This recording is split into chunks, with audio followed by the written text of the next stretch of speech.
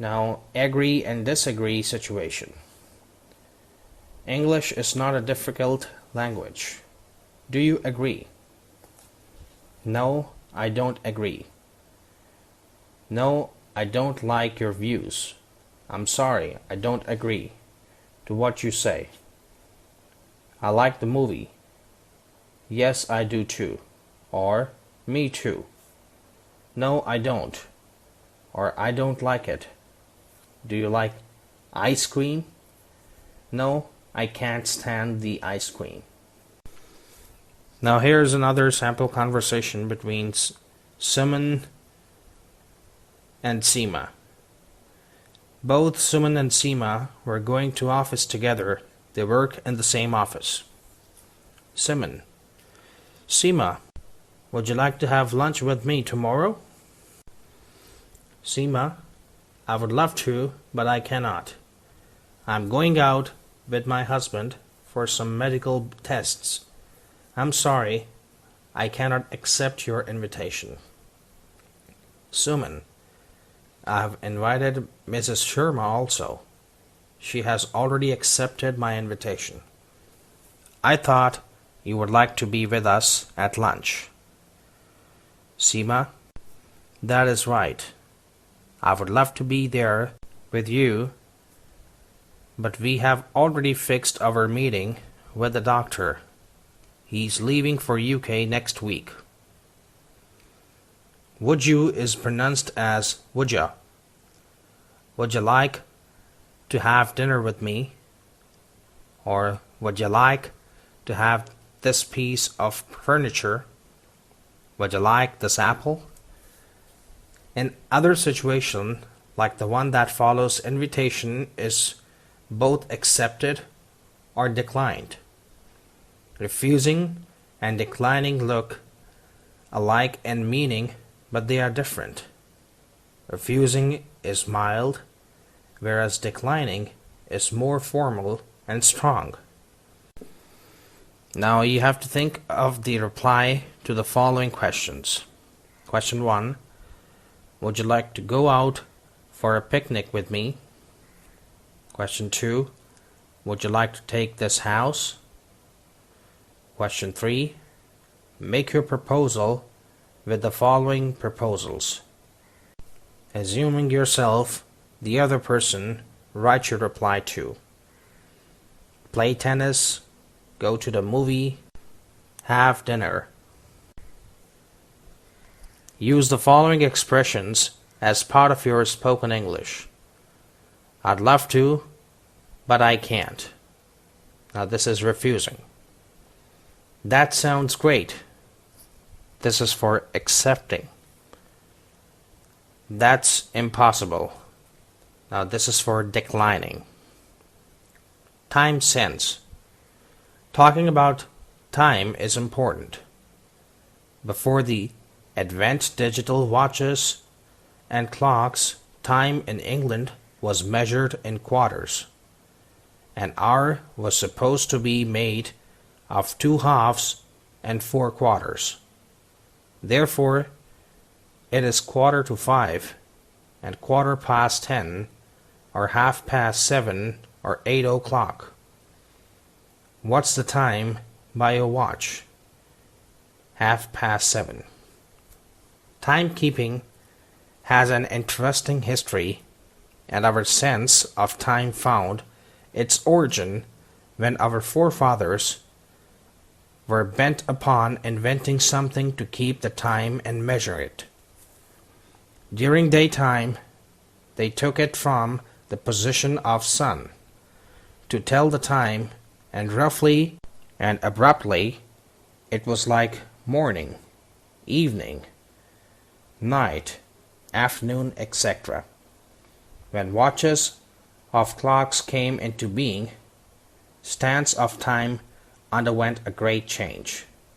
Instead of period of time like morning and evening, people resorted to point of time. They used 6 o'clock, meaning 6 of clock. A clock was divided into 4 quarters. 2 quarters made 1 half, and 2 halves made 1 hour. If the hand of time passed 6, it was spoken as half past the last hour. The chiming of class was important, as it was loud and clear and soon became the part of English life. We have big men in London still chiming hours every day. 6 o'clock means 6, quarter past 6 means 6:15, half past 6 means 6:30, quarter to 7 means 6:45. In the days of digital watches, where accuracy matters, we tell time exactly as it is indicated on the clock. We always prefer to read the digits of the clock. 12:35 becomes 12:35.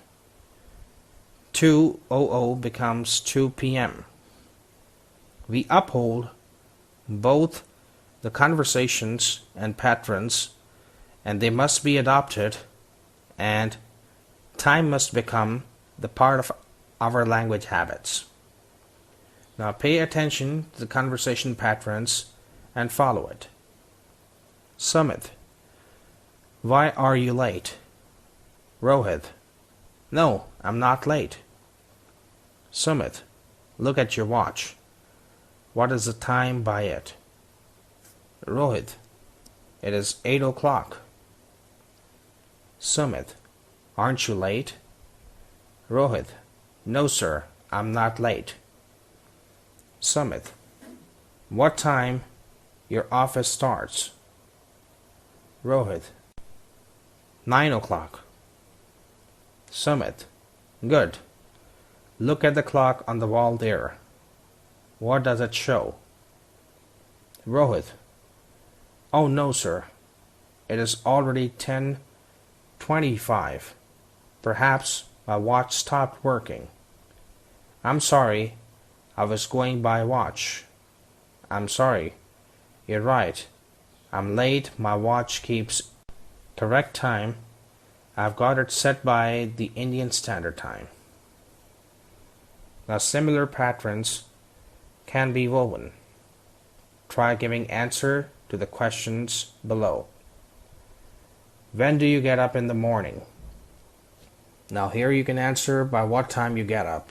For example, 6 a.m. or 6 o'clock or 5 a.m., 5 o'clock, 5:30, half past 5. Now these are some examples. Question 2. When will you arrive for dinner? Now you can again mention the time frame, what time you can be there. Question 3. What time you reach your office? You can again tell the time frame, the exact time you reach your office. For the period of time, we use for, and for point of time, we use since, as in, since when have been living in this house? Oh, this house?